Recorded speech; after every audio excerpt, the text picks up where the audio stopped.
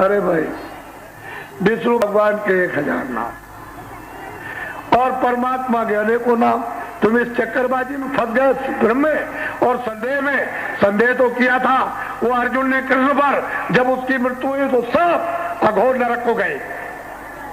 तो बताओ, आपने तो कृष्ण और राम देखे नहीं, तो बच्चों तुम्हारा क्या होगा? अरे वो समझाने हम आए कि जब राम कृष्ण नहीं आए थे तब भी भगवान था, जब ये लोग आए जब भी भगवान, और जब ये लोग सब चले गए अब भी भगवान, अब भी खुदा है।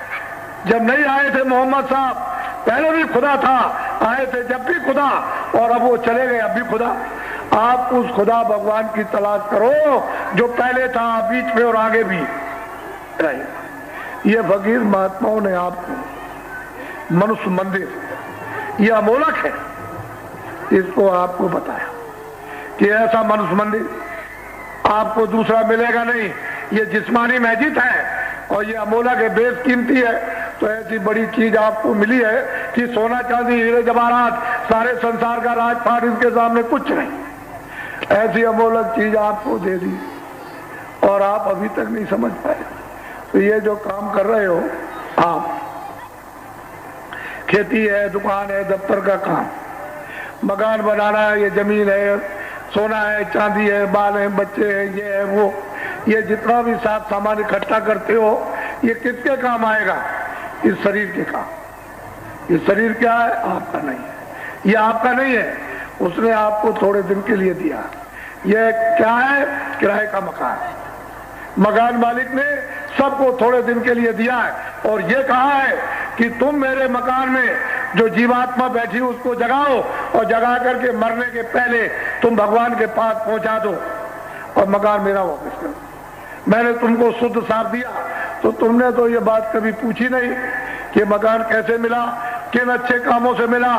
सज्जों को त्रेता द्वापर कितने बीत गए, उनका किया हुआ पुण्य जब जमा हो गया तो ये कभी किसी युग में जाकर ये मनुष्य शरीर मिलता, वो आपको दे दिया गया। तुम इसको समझते नहीं, ऐसे ही समझ रहे।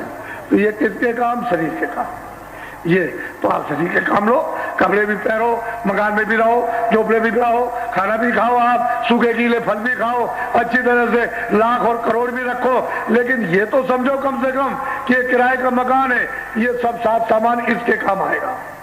और जब समय पूरा हुआ तो फौरन एक वारंट काट दिया मकान मालिक ने कि जाओ मोहम्मद नूर हाकिम जी, और मतलब यह है कि नूर जहां, और ये रामबती और रमेश और नीलधर और नीला दीनानाथ, इनका वक्त पूरा हो गया, जाओ जल्दी से मकान खाली करा लो। तो आवाज जैसे ही दी सिपाहियों ने, होशियार हो जाओ। बात उतनी आवाज सुनी नहीं कि आंख अंधी कान बहरे और बुद्धि पागल, फट जमीन पर गिर जाओगे और सट से पहुंच जाएंगे, दबा लेंगे कि देखो मालिक का ये हुक्म हो गया, मकान अभी खाली कर दो। तो ना आपको बोलने देंगे, ना देखने देंगे, ना सुनने देंगे, ना समझने देंगे। सब देखना, सुनना, समझना, बोलना, ये सब आपका रखवा लेंगे।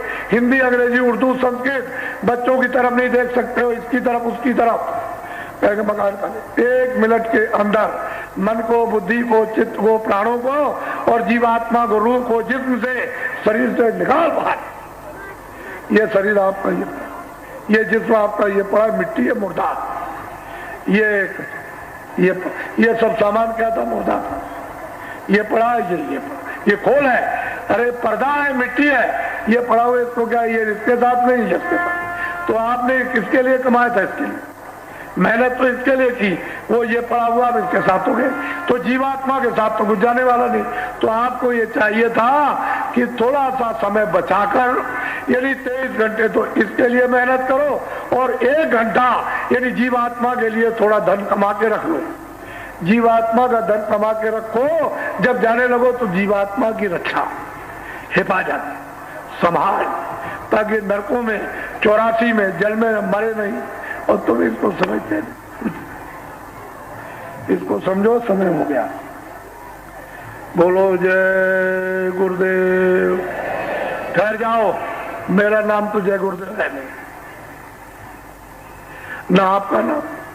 इस किराए के मकान का नाम तुलसीदास। मैं भी किराए के मकान में, मैं कैसे कह दूंगा कि मैं अमर का पट्टा लिखा क्या है? ये किराए का मकान है थोड़े दिन के लिए।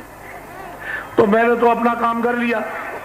अब आपको बता रहा हूं कि भाई तुमको ये किराए का मकान अनमोल मिला है, ये मनुष्य मंदिर है, 24 घंटे भगवान इसमें बोल रहा, और तुम्हारे मतलब आंख और कान तुम्हारे बंद हो गए, बहरे हो गए, अंधे, तो तुम उसकी बात को तुम सुनते ही नहीं, उसको देखते ही नहीं हो। तो कहते किराए का मकान है, मैं भी किराए का, तो इस किराए के मकान का नाम मेरा रखा नहीं हो तो आपने रखा होगा तुलसीदास आश्रम में मकान। मैं सारे हिंदुस्तान में जय गुरुदेव नाम का प्रचार करता हूं, और जय गुरुदेव नाम उस प्रभु का, उस प्रभु का नाम। तो आपको शंका करने की क्या जरूरत, क्यों करके बाबा जी का नाम, बाबा जी का नाम, बाबा जी का नाम नहीं है, उसके अनेकों नाम है। नाम सिद्ध किया जाएगा, सतयुग का हो, त्रेता का हो, द्वापर का हो, किसी भी शास्त्र में, किसी ग्रंथ में, किसी मजहब की किताब में लिखा हुआ, जब तक वो नाम सिद्ध और जगाया नहीं जाएगा तब तक वो किसी को, रूहों को लाभ और जीवात्माओं को कोई लाभ नहीं करेगा। वो तो महात्मा फकीर आते हैं, उसको जगाते हैं, सिद्ध करते हैं। जब नाम का आदेश मिल जाता है तो फिर जीवों को लाभकारी। ये मेरा नाम नहीं, आप लोग बोलो जय गुरुदेव, जय गुरुदेव, जय गुरुदेव नाम किसका, जय गुरुदेव नाम किसका, सब लोग बोलो जय गुरुदेव नाम किसका। अरे भाई, हिंदू बोले परमात्मा का, मुसलमान बोले खुदा का, ईसाई बोले गांठ का, और सिख बोले गुरु का। इसमें क्या बोझा लादते, तुम्हारे ऊपर कोई थोपा थोड़ी जा रहा। अपने अपने शब्दों का प्रयोग कर लो, वो उसका नाम। इसको कौन काट नकार सकता, कौन काट सकता है, इसको कोई नहीं कर। इसलिए आप लोग बहुत गहराई से अपने सम्मेलन में, भूमजे तक सम्मेलन होने जा रहा, यानी 9, 10, 11 फरवरी को यहाँ काशी की गंगा रेती पर, जहाँ पर आपने उस 79 में आपने एक जग देखा और सुना, वो जग हुआ था, ऐसा जग हिंदुस्तान में कभी नहीं, आगे भी होने वाला नहीं। वो देखा आपने, और उसी जगह पर यह कार्यक्रम भूमज्योतियों का होगा। और वहां पर आप देखिए कि क्या होता है। आइए, उधर से चेन नहीं किया जाएगा, इधर से उधर से नहीं, अपना आप चेन करो, हमको पकड़ा दो कि ये मेरा चेन किया, वैसे आप ले लीजिए। आप, मैं उसको कुछ पढ़ा दूं, मेरी विद्या अलग है, मेरा काम अलग है, ऋषियों मुनियों का काम। अरे भाई, विश्वामित्र को क्या मिला, उन्होंने कहा जाओ भेद बदल करके और ये काम कर दो, समझ गए। तब हम लोग ऋषि मुनि रो रहे और भगवान के भजन से, सदाचार से खत्म हो गए, तो मतलब ये चले गए भेद बदल के, वो यही टाट बोरा पहनते थे। अरे तुम बड़े पागल हो गए हो, मोहम्मद साहब इसी टाट बोरे को पहनते थे। अरे तुम बड़े पागल हो गए हो और अज्ञानी, ये ईसा मसीह इसी को पहनते थे, बोरे, ईसा मसीह इसी को। अरे भाई, कृष्ण भगवान यही टाट बोरा बनकर बसता, इसी को पहनते थे, इतना बड़ा काम कर दिया। तो तुम टाट बोरे की हंसी करते हो। कोई गलत काम टाट में करे, फौरन पकड़ लीजिए आप और टाट फौरन उतरवा दीजिए।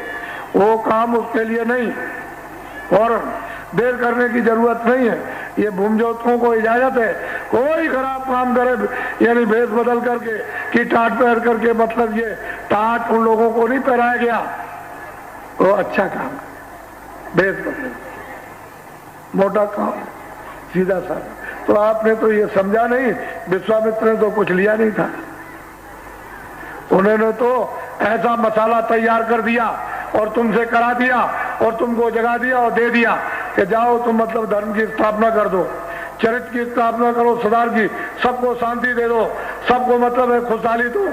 तो वो काम उन्होंने किया। और क्या किया था कृष्ण भगवान ने, तुम समझ लो। कितने विश्व के तमाम राक्षस वीर योद्धा इस भूमि पर नरमुंड कर दिए गए, और फिर ज्यादा बदमाशी की तो 56 करोड़ यदुवंशियों का सभाया, और देखो धर्म की स्थापना फिर हो गई।